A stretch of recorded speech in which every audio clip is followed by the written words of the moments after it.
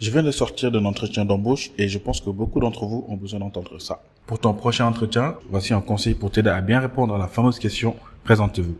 Utilisez la méthode CREPE, C-R-E-P-E. C comme compétences. Commencez par parler de vos compétences et de vos qualités, ce que vous pouvez apporter au poste qui vous distingue des autres candidats. Mettez en avant vos points forts et assurez-vous de bien expliquer en quoi ils font de vous la personne idéale pour le poste. Ensuite, R comme réalisation importante. Une sorte de success story. Parlez d'une réalisation importante que vous avez eu à faire dans le passé. Il peut s'agir d'un projet que vous avez mené avec succès au travail, d'un diplôme que vous avez obtenu ou d'une réalisation personnelle. Quoi qu'il en soit, assurez-vous d'expliquer pourquoi c'est important et en quoi cela fait de vous un candidat de valeur. Ensuite, E comme expérience. Parlez de votre expérience et de votre formation académique et professionnelle. En quoi votre formation vous a-t-elle préparé au poste pour lequel vous avez candidaté? Soyez précis et donnez des exemples pour faire sortir la façon dont vous avez utilisé vos compétences et vos connaissances dans le passé.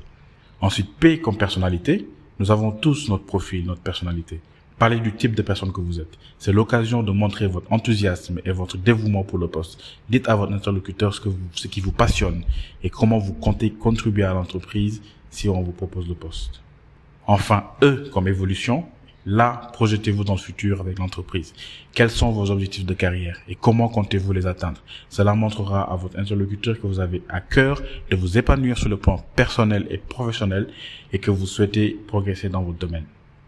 En utilisant la structure CREPE, vous serez en mesure de répondre de manière claire et concise à la question de votre interlocuteur et de mettre en valeur vos compétences, votre expérience, vos réalisations et vos objectifs futurs. Bonne chance pour votre prochain entretien d'embauche et n'oubliez pas d'être vous-même.